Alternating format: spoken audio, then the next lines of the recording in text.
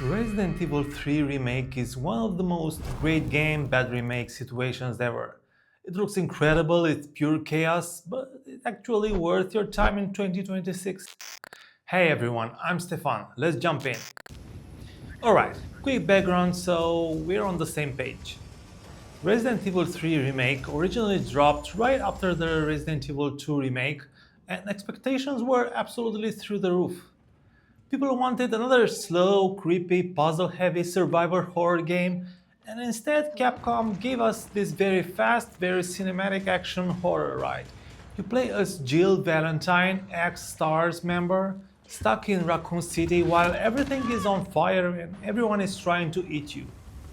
Umbrella has sent in this walking war crime called Nemesis to hunt down survivors like Jill, and your whole life becomes run, shoot, swear, repeat.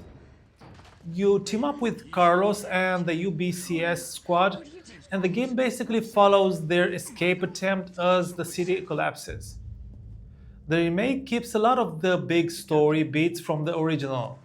Jill's nightmare, the train, the hospital section, the finally ridiculous railgun moment. But it also cuts a bunch of stuff fans loved. The clock tower area, the more open routes, and the old live section choices that made runs feel different. So the tone ends up being this weird mix. The big moments absolutely slap, the characters are fun to watch. Carlos is way more likable now, but the whole thing feels more like action movie than a survivor horror maze. If you're coming straight from Resident Evil 2 Remake, expecting that same slow tension and backtracking through the police station for 10 hours, you're definitely going to feel the shift. The PS5 angle doesn't change the story, obviously, but it makes those big set pieces land harder. The city burning, the Nemesis smashing through walls, the lab at the end, everything just pops more in 4K with better lighting. Gameplay wise, this is where Resident Evil 2 Remake really shines and kinda shoots itself in the foot at the same time.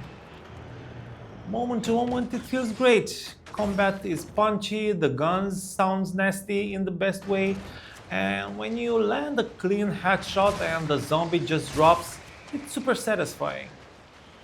Jill has this dodge mechanic that, if you time it right, gives you this little slow motion window where you can line up a crit and it makes you feel like an absolute monster hunter.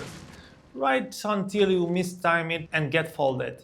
On PS5 specifically, the game looks really good. You've got 4K, 60 frames, HDR, ray tracing options. Those next-gen versions lean hard into this is the pretty version of the game.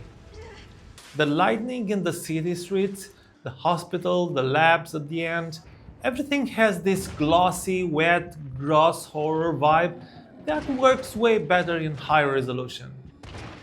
And load times are basically nothing, so dying to Nemesis or a hunter is more okay, my bad, and let's guess I'll stare at the loading screen and think about my life choices. The best moments are when the game just lets chaos happen. Early on, when Nemesis starts sprinting at you in the streets, grabbing zombies and mutating them, it's pure panic in a good way. The power station bug nest is disgusting but super memorable. The downtown segments where you wave between shops and alleyways are great, and the hospital with Carlos has some of the most fun crowd control fights in the remake era. But here's the catch, it's very linear. Compared to the original, you don't have the same sense of I'm exploring the city and choosing routes. It's more like a straight shot through a series of set pieces with some side rooms and optional pickups. If you loved Resident Evil 2 Remake for the backtracking and puzzle box map, this is more like a guide tour with some stops, not a full background. Enemies are fun but a little safe. You've got your classic zombies, dogs, and the gross bug things, and hunters, but a lot of the weirder enemies and open-ended Nemesis encounters from the original don't show up. Nemesis himself looks awesome, and his boss fights are cool, but he's way more scripted here. He's not this constant random stalker like Mr. X in Resident Evil 2. So instead of always being scared, he'll pop up. You mostly know when the Nemesis moment in the level is coming. Still, if you treat it like a fast, replayable action game, there's a lot to enjoy. Speedruns, higher difficulties, unlocking bonuses, perfecting dodges. There's a nice rhythm to just blasting through Raccoon City in a night. And on PS5, with the better performance and visuals, it's honestly one of those games that's perfect for a weekend binge. Short, intense, and very screenshot friendly. Alright, let's talk verdict because this is where Resident Evil 3 Remake gets spicy. Is it a good game?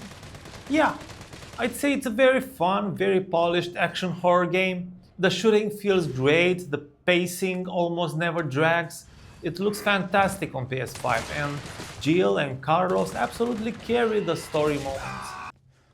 Is it a good remake of the original Resident Evil 3? That's where the great game bad remake things come in. If you love the original for its more open structure, the live selection choices, and that constant Nemesis pressure, you're going to notice what's missing. So, should you play it right now or keep it in your backlog? Here's how I'd put it.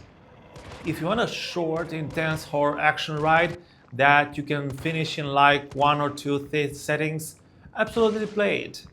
It's perfect if you're in that mood where you just want cool set pieces, grass monsters, and a game that doesn't waste your time with filler. If you're a massive fan of the original and you're super attached to everything they cut, I'd still say play it, but maybe go in thinking this is a really slick remix instead of this is the definitive version.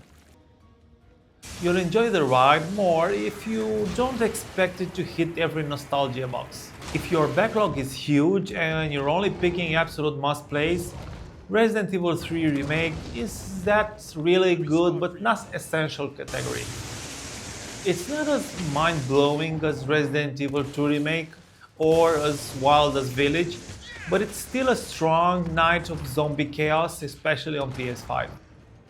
So my quick verdict. Play it when you're craving a tight, high-energy horror game and you really got a free weekend. Don't leave it in the backlog forever, but also don't feel bad if it's not at the very top of your list. Alright, this is my time in Raccoon City for now. If this helped you figure out whether you're actually gonna boot up Resident Evil 3 Remake on your PS5, do yourself a favor and toss this video a like. It genuinely helps more than Nemesis helps Umbrella, which is not a high bar, but still.